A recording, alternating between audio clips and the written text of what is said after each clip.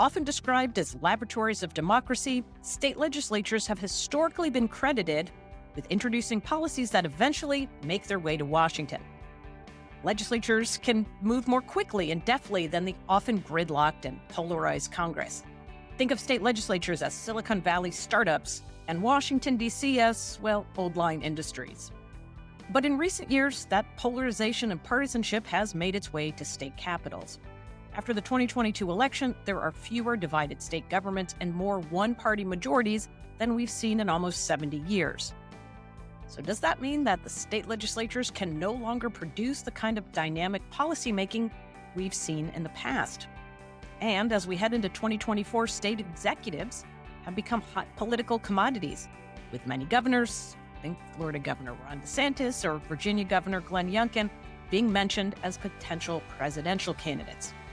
Helping us dig through all of this and more is Reid Wilson, founder and editor of Pluribus News, a new digital media outlet offering the most comprehensive coverage of state-level public policy in America. Now, Reid has a distinguished background as a political reporter and analyst. He was a national correspondent for The Hill and, like yours truly, also once served as editor-in-chief of The Hotline. I'm Amy Walter, and this is The Odd Years. So, the most important thing as we start this conversation is for you to explain Pluribus. This was something you founded earlier this year. Tell our listeners why you decided to do this and what Pluribus does. Well, we are the only independent news source that covers all 50 state legislators across the country. The theory behind this is that what happens in Sacramento or Albany or Austin today is going to happen in 25 states next year and federally the year after that. Think about the last couple of decades, welfare reform in the 1990s, right? Started off as a project of 4 Republican governors in the Midwest. The Affordable Care Act started out as Mitt Romney's project in Massachusetts. Don't tell him that. And the big bipartisan accomplishment under Trump, the criminal justice reform, started out as a project of the Koch brothers and George Soros together, if you can believe it, in states like Kansas and Oklahoma and Texas. So, I think that the next president's legacy is being debated right now on a floor in the state legislature somewhere. I just don't know who that next president is or what that next legacy is. And, there are so many issues. Amy, you and I worked at the Hotline and we had that 50 state overview of what was happening in politics, looking at the policy behind those, or sort of after the politics take place. There's so many good stories out there. And so while, there are 500 people under the Capitol Dome chasing one story, I feel really grateful to be the one guy who chases 500 stories everywhere else. So, right.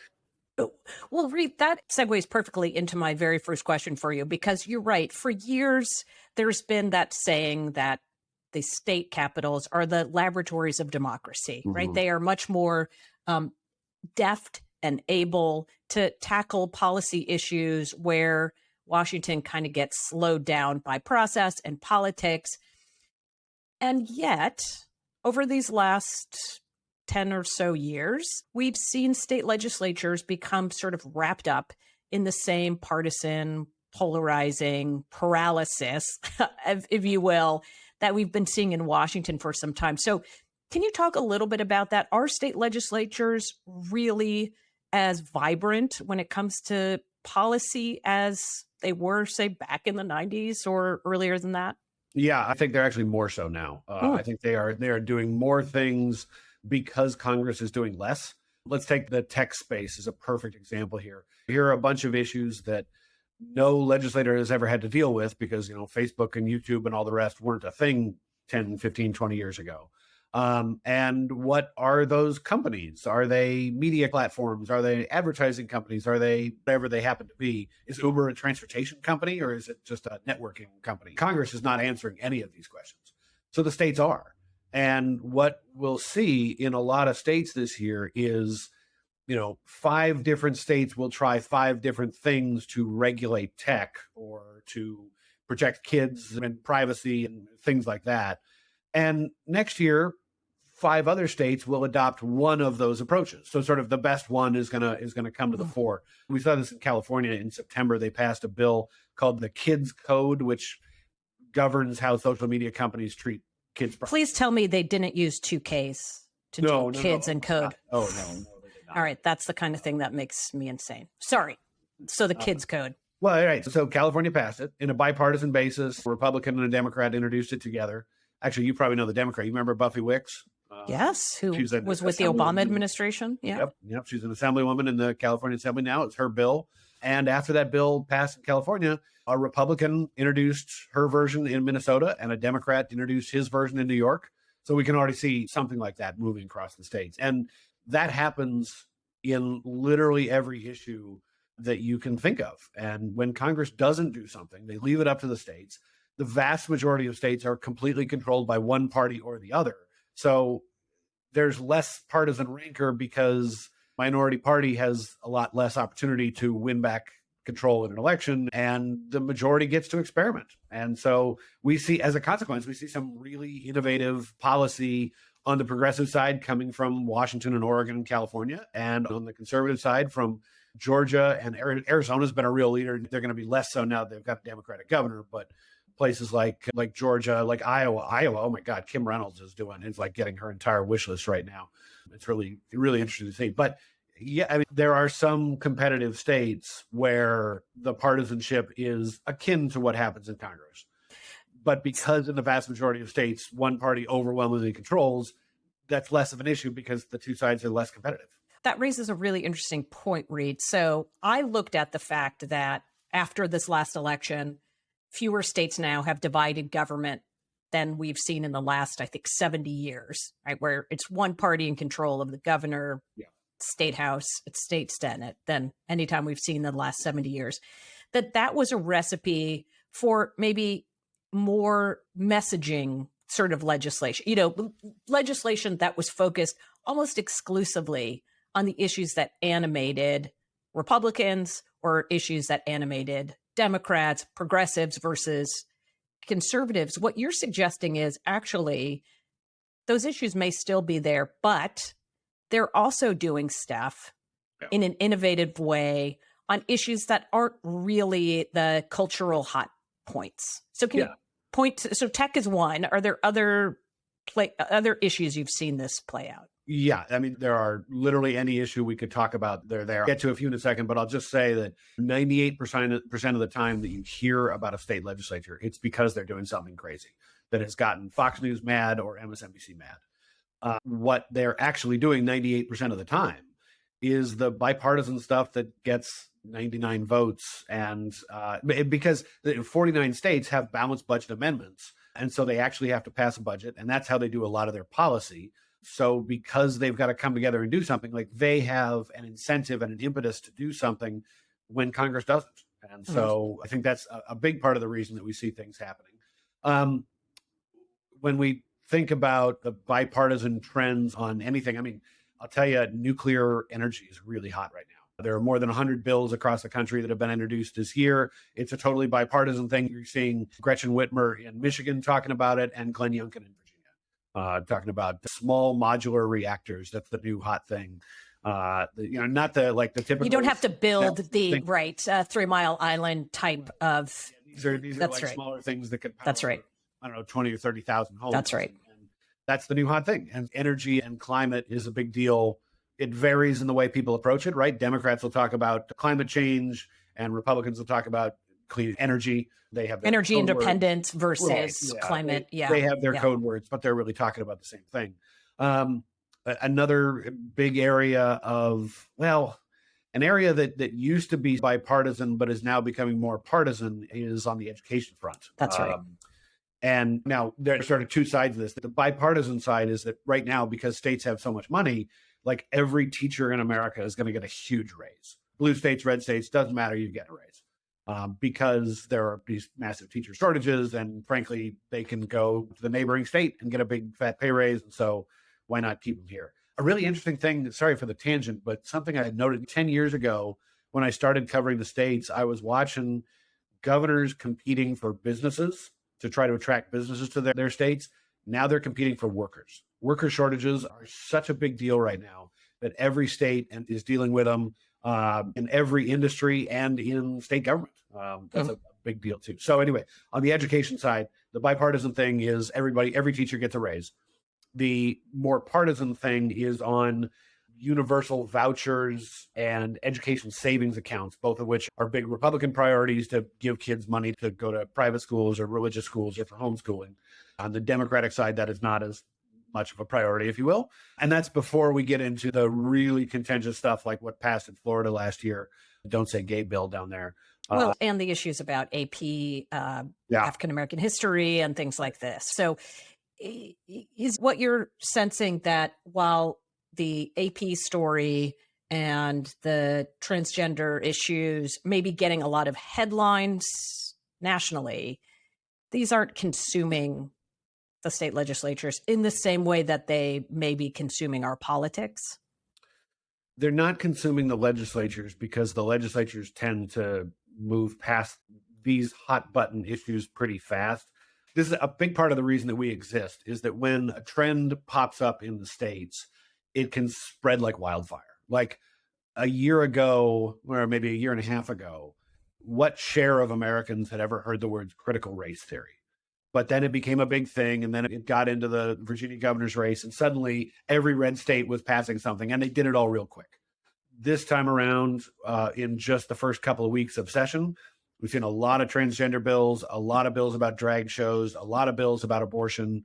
But come April or May, when the budget part of the session gets hot, you're going to be hearing a lot more. Well, you won't be hearing a lot more about legislatures, but if you read Pluribus News and you pay attention, you'll hear a lot more about energy issues and solar and net metering and these small things that people think are not important and sexy, but have a lot more impact on your life and my life than the culture war stuff that pops up right now. That's right.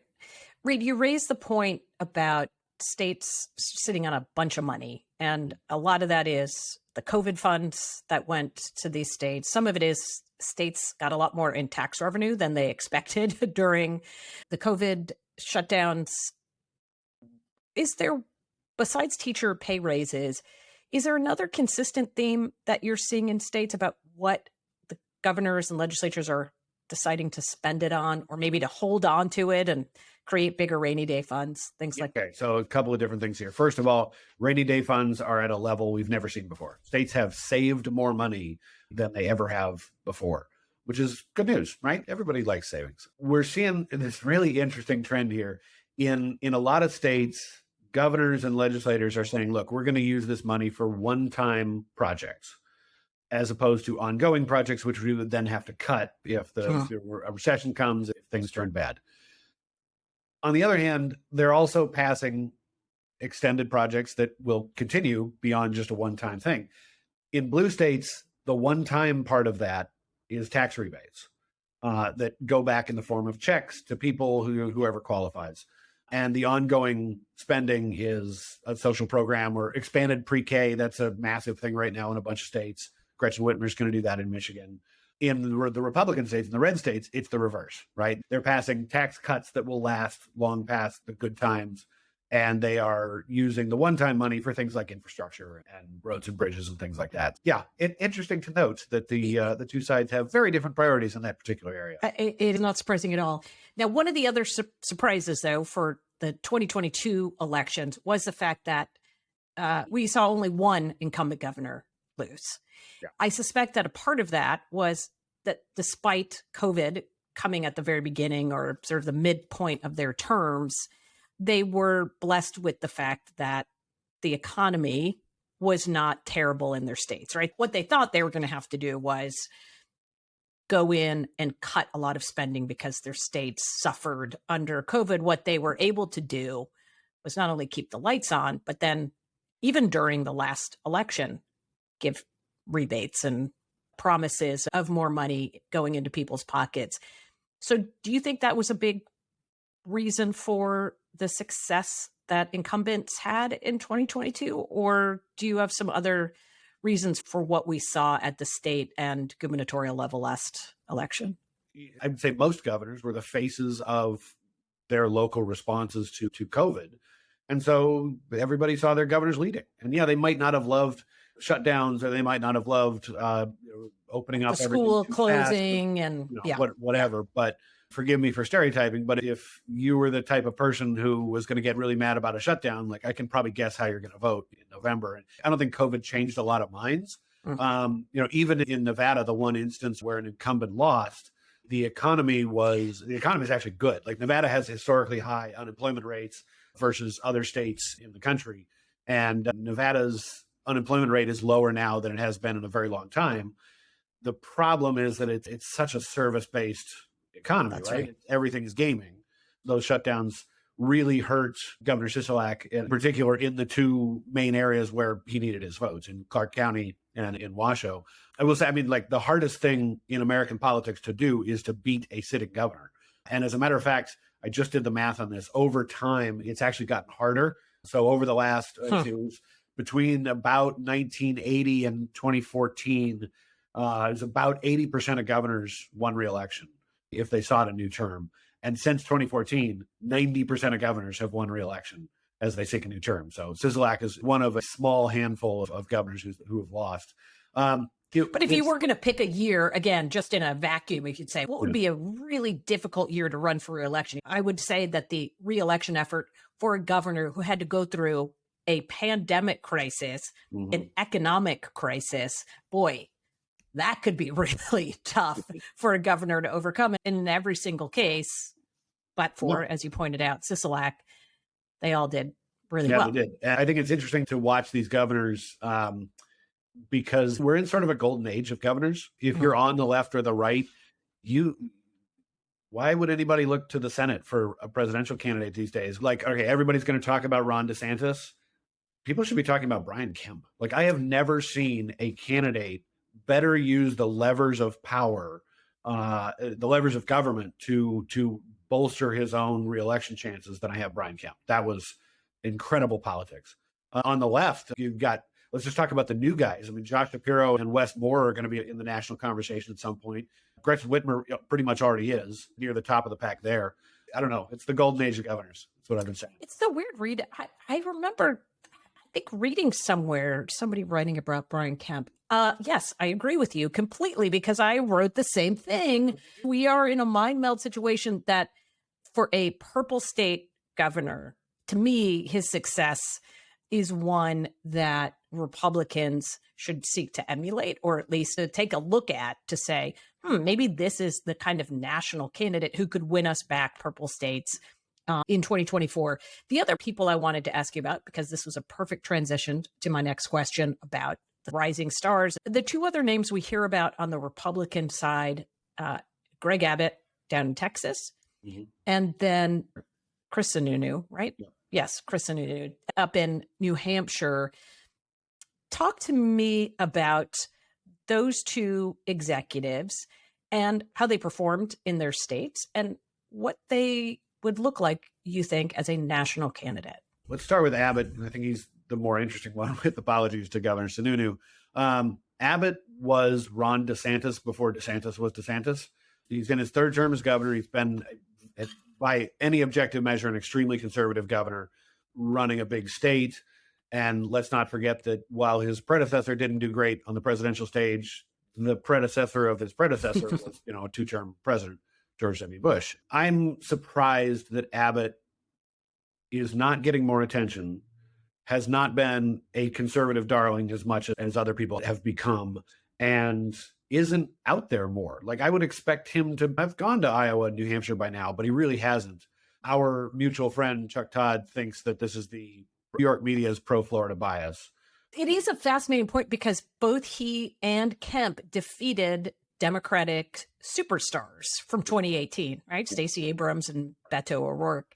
So even from the Republican base, they should be getting, he should be getting that same level of, look, he took on the liberals' favorite candidate and beat him by an even bigger margin. But that hasn't happened. It hasn't. Abbott has some really complicated politics of his own. And I'll say one of my favorite things about states is that the Democrats versus Republicans story is so much less interesting than the Dems on Dems or the Rs on Rs. When it happens in these states, it's just an amazing story. And the constellation of Republican actors in Texas is really fascinating because you've got Greg Abbott, who is by all objective measures a conservative, but his lieutenant governor, who's very powerful in Texas under the post-Civil War Constitution, is Dan Patrick. And Dan Patrick is one of the, I would say, most conservative people in public office today. He's a former radio host, so he's got that sort of, I don't know, oeuvre, if you will. That's not too stupid a word to use, but like he has made very clear that he will attack Greg Abbott or the House Speaker, who he has repeatedly attacked over the course of several different speakers. And when he does, the hardcore conservatives in Texas go absolutely crazy. And so Abbott is sort of looking over his shoulder at Patrick, and the state House Speaker, this poor guy, Dade Phelan, has to be the Chamber of Commerce Republican in the room. And anyway, it's really interesting. The internal politics, I'm sure, are playing some role, at least, in the fact that Abbott is not more prominent as a potential candidate. When we talk about Sununu, just to touch on him briefly, like, yes, great, he's going to be a candidate who makes it a couple of months before he drops out. I'm sorry about the cat in the background. I love the cat in the background. Can you put him in the pictures? What is he looking for? What's the deal, man? What's the deal? What do you need? You want food? Oh yeah. Yeah. So Sununu, why are you so skeptical? He feels like yesterday's Republican. He's John Sununu's son and John Sununu's brother, different Sununus. I can never remember which is H and which is E. You remember? No, I do not. Okay. Maybe the elder, the Bush era is yeah, H. I'm kind of thinking that. But Sununu feels like yesterday's Republican. He's not the most conservative in New Hampshire. He has similar politics to Abbott, though there's no like arch conservative like Dan Patrick looking over his shoulder, making life difficult for him. But he's had his fights with conservatives in the state. And if you're not the most conservative or able to pitch yourself as the most conservative candidate in the Republican field, I mean, what chance do you have in a modern Republican primary? Well, and his candidates lost primaries. The candidates that he handpicked in 2022 didn't do particularly well in Republican primaries either. Yeah. I mean, he's got a fantastic record as governor, and the Democrats don't bother to challenge him. The state senator who ran this time, did he break 40? I'm not sure he broke 40%, which is remarkable in a race in which, Maggie Hassan won re-election relatively comfortably, and in a state that hasn't gone Republican for a presidential candidate since Bush in 2004, right? Or was it Bush in 2000? New Hampshire was the one state that flipped, but I can never remember if it went. It was Did Gore win between 2000 and 2004. Okay. Anyway. Boy, you're not supposed to stump me, Reid. Sorry. That's my job. All right. We're going to get into a quick lightning round here. For those of us looking for two things. One, the states to watch for in the 23-24 political context. In other words, states that could either change hands or could become really important politically. Yeah. What would those be? Point you to Arizona as the number one. It is a Democratic governor, 2 Democratic senators. Well, 1 Democratic senator, 1 independent who still caucuses with the Democrats. So I think we should just call her a Democrat. The legislature is very conservative, but the Republicans only have a 1-seat majority in both chambers. And there's a tension between the conservatives and the moderates there. The establishment, what you would have thought of as a Republican 20 years ago, and the election denialists of today. There's a big tension there, and it's going to pop at some point. I don't know if it'll be 2024, but the Dems came pretty close to winning back those chambers this year. On the other side, I think the Midwest is the place where Republicans are going to have the best chance in a lot of state legislatures.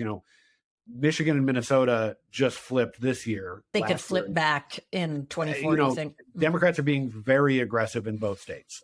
They're doing a lot of stuff. They're basically the wish list that both Governor Walz in Minnesota and Governor Whitmer in Michigan had are now they're clearing the decks and passing everything. And is that going to be too much? I don't know. But based on the demographic trends and what we've seen from the white working class voters in other parts of the Midwest, those states could be moving towards the right, despite the Democratic wins in 2022. So right. All right. Now we're going to do the questions that are personal and political. Oh, All great. right. So who was the first elected official that you ever met? Oh, Do I you remember love who that this. was? Oh, I wish I had the photo here. So when I was in second grade, I had this awesome teacher. And her name was Miss Shea. It was a very Norwegian spelling, like there was a K and a J in there, and I'm not really sure how.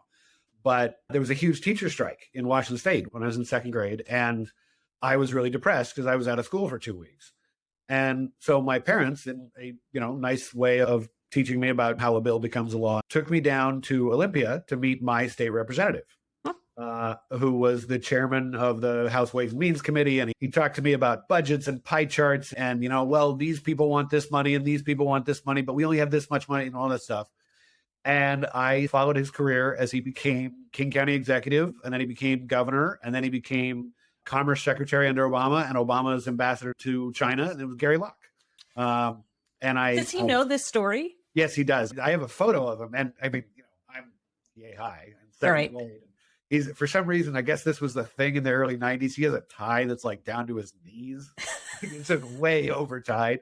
But the last time I saw him, I had brought the photo, and I showed him his photo, and he literally like physically jumped. He's like, "Oh my God!" And he absolutely loved it. So we had a great talk there. So is he the reason you do what you do now, or that trip the reason? He's one of them. I think that was the first manifestation of it. Over the course of the last couple of months, I've sat down with literally hundreds of state legislators, and more than a few of them have asked me if they should ever run for Congress. I say, absolutely not. Why would you ever do that? You come here to be the just one vote out of your majority or your minority, even worse. When in your state legislature, it's like you can do something for your constituents. Like when they pass the infrastructure bill, it's not Secretary Buttigieg who decides which bridge gets built, or Peter DeFazio when he's chair of the infrastructure committee. No, it's the local legislators and the local city council people and all that. That's where you have the most impact. Yeah, it's not the most glamorous, but it's where you're going to have the most impact on people's lives. I think that's where I saw that for the first time, was when Gary Locke explained that all to me. That is a great story. Such a great story. I think I know the answer to this question, but I might not. This is about sports, okay?